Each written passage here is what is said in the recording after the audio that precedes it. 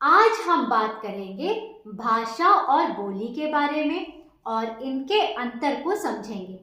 सबसे पहले बात करते हैं भाषा की।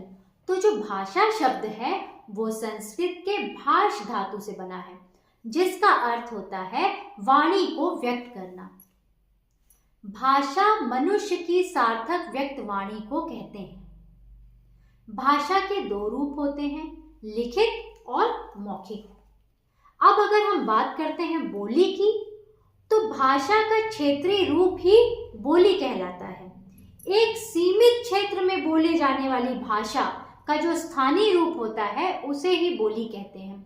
साधारण शब्दों में समझें तो जो हमारे आसपास या हमारे घर में जो हम बोलते हैं वही बोली कहलाती है। अब हम इसके अंतर को समझेंगे तो हमें अधिक स्पष्ट हो जाए। भाषा एक बहुत बड़े क्षेत्र में बोली जाती है, मतलब भाषा का क्षेत्र जो है वो विस्तृत है। अब जैसे हिंदी भाषी, तो हिंदी बहुत बड़ी भाषा है ना, बहुत से लोग बोल रहे हैं, इसका क्षेत्र विस्तृत है। वहीं पे अगर बोली, तो बोली का क्षेत्र जो है अपेक्षाकृत सीमित होता है। अब जैसे हिंदी के अंतर्गत ही क्या आ गई, अवधि आ गई, है ना, तो उसका क्षेत्र क्या हो गया, हिंदी की तुलना में सीमित हो गया। दूसरा, भाषा का प्रयोग जो है वो साहित्य में, शिक्षा में, शासन प्रशासन में किया जाता है। वहीं पे जो बोली का प्रयोग है वो दैनिक बोलचाल की भाषा में और लोक साहित्य में किया जाएगा।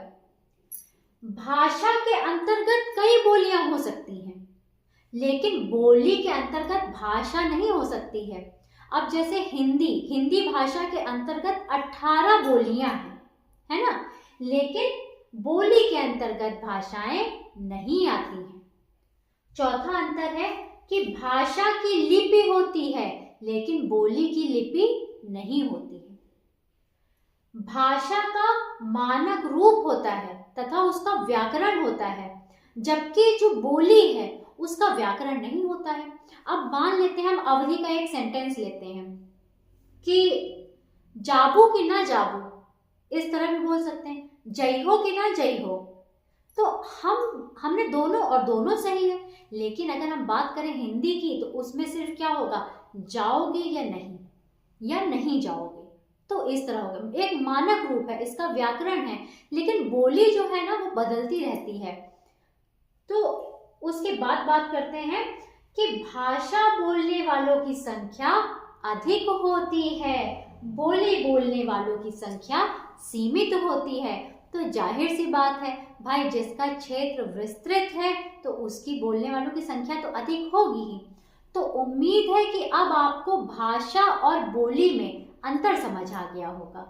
मिलते हैं अगले वीडियो में, तब तक के लिए बाय बाय।